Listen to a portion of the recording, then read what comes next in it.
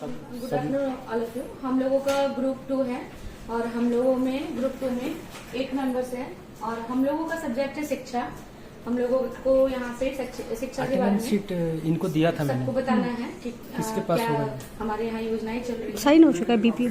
तो अभी हम लोग के यहाँ शिक्षा में योजनाएं हैं MDM, जिसको बोलते हैं मध्याह्न भोजन।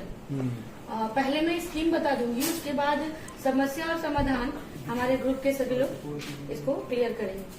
दूसरा है छात्रवृत्ति योजना, तीसरा है खेलो झारखंड योजना, चौथा है उच्च शिक्षा विभाग, पांचवा है स्कूल शिक्षा और साक्षरता, छठा है स्कूल रुआर योजना। रुआरी योजना को एक्सप्लेन कीजिए।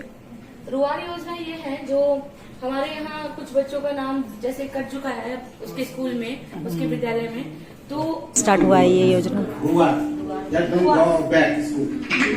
राइट।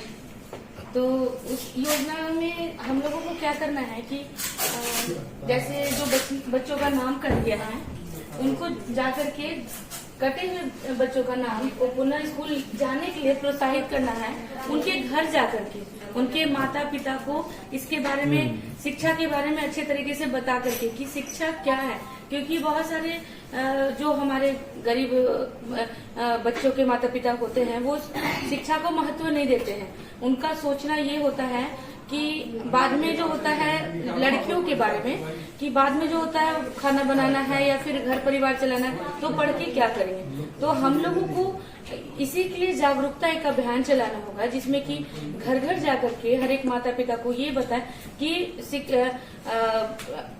परिवार को बढ़ाने का बस खाना बनाना और परिवार को चलाना यही एक उद्देश्य नहीं है। उसके लिए शिक्षित होना बहुत जरूरी है, ताकि जो छोटे छोटे बच्चे हमारे यहाँ हों उनको स्कूल और कॉलेज के साथ हम घर में ट्यूशन दे सके, अच्छे से उनकी पढ़ाई हम लोग कर सके। और दूसरा पॉइंट को समस्या मध्याह्न भोजन में मेनू के अनुसार भोजन नहीं मिलता है। जिस तरह हम लोग विद्यालय में मेनू किचन सेट में मेनू लिखा हुआ रहता है, तो हम लोग को जाके उसमें देखना है कि मेनू के आधार से जैसे आज मंडे है तो मंडे के दिन में हम लोग को मेनू के अनुसार खाना मिल रहा है कि नहीं मिल रहा है, वो चीज फैसिलिटी हम लोग को देखना है। और समय से पुस्तक नहीं मिलता है। जिस तरह लोग में तो आ जाता है पुस्तकालय, आ जाता है पुस्तक, लेकिन हम लोग को शिक्षक लोग या पीओ मैडम समय से मतलब स्कूल तक नहीं पहुंचाया जाता है। कितने तरह का स्कूल है झारखंड में? कितने तरह का स्कूल है? और सर्व शिक्षा अभियान, आवासीय नहीं, आवासीय कस्तूरबा गांधी विद्यालय, उच्च मध्य विद्यालय है। ये भी है ना कि सर स्कूल्स में अभी पुस्तकालय आते हैं लेकिन 2-3 सब्जेक्ट के सिर्फ बुक्स डिस्ट्रीब्यूट कर देते, बाकी नहीं करते, उतनी क्वांटिटी में आती ही नहीं है। शिक्षक क्या होते हैं ना, गैर जिम्मेदार। एक तो बच्चे जाते नहीं तो प्रॉपर अटेंडेंस नहीं बनता उन लोगों का, तो अटेंडेंस के अकॉर्डिंग ही शिक्षक पहले तो भेज देते हैं। आवासीय स्कूल में तो सब होता है, आवासीय में है, कस्तूरबा में है पूरा। गवर्नमेंट स्कूल में नहीं होता? नहीं ऐसा नहीं। मतलब हर बच्चे के पास आपको 2 सब्जेक्ट के बुक मिलेंगे। बढ़ावा देना है जो गवर्नमेंट स्कूल की जो पढ़ाई है। अगर हम लोग प्राइवेट से तुलना करें तो गवर्नमेंट स्कूल की पढ़ाई प्राइवेट से बहुत आगे है। और ये बात हमारे जो हम खुद ही जो गार्जियन है खुद बच्चों को प्राइवेट में देते हैं। क्योंकि जो गवर्नमेंट स्कूल के टीचर है प्रॉपर टाइम पे नहीं जाते हैं, बच्चों को पढ़ाते नहीं। वो सोचते हैं इतनी सी राशि में हम क्या पढ़ाएंगे, तो वो मतलब स्कूल के अलावा इन आउट करके फ्री एजुकेशन होता है ना, फ्री एजुकेशन, फीस नहीं लगती। अनुसूचित जनजाति के लोगों के लिए फ्री है पूरा। नहीं, तो वो गवर्नमेंट स्कूल में फ्री ही है। सबके लिए फ्री है सर, सबके लिए ड्रेस, खाना पीना सब कुछ फ्री है। दूसरा कस्तूरबा गांधी है, उसमें भी सारा बच्चियों का हॉस्टल होता है, गर्ल्स हॉस्टल, उसमें रह के पढ़ना होता है। उसमें 5 क्लास तक दिया जाता है। 5 क्लास से स्टार्टिंग होता है। स्टार्टिंग होता है। ओके, आप दूसरा खेलो झारखंड योजना, स्थानीय सहयोगी शिक्षा पढ़ाई, समय से परीक्षा नहीं होती, समय पर सरकार द्वारा पुस्तकों ठीक है आप लोग हाँ आप शौचालय की ठीक है चलिए। उचित व्यवस्था नहीं है, उचित व्यवस्था नहीं है, जिसके कारण बच्चों को शौचालय के लिए टॉयलेट बाहर जाना पड़ता है। ये बात अभी हाई इसमें होता है, कि कहीं कहीं स्कूल में का देख रहे हैं कि बच्ची लोग जाने में दिक्कत होता है और शौचालय नहीं है और हर चीज का व्यवस्था अगर है और हर स्कूल में पानी का व्यवस्था है? पानी की व्यवस्था नहीं नहीं है सर। पानी टॉयलेट्स का व्यवस्था नहीं तो टॉयलेट क्यों होगा? टॉयलेट्स में नहीं टॉयलेट्स बने हुए हैं लेकिन उसमें पानी नहीं है सर।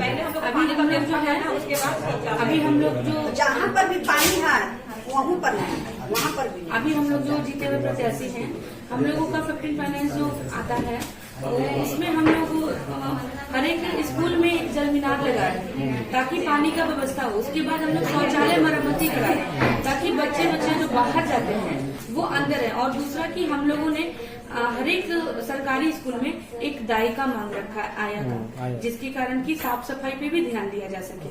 ये हम लोग अपने प्रखंड में कर रहे हैं। स्कूल में शिक्षकों की ग्राम सभा करके पारा टीचर मास्टर को पारित करना चाहिए ताकि बच्चों को समय पर स्कूल में पढ़ा सके। अब हम लोग को जागरूक होना चाहिए कि हम लोग ध्यान दे सके बच्चों के बारे में।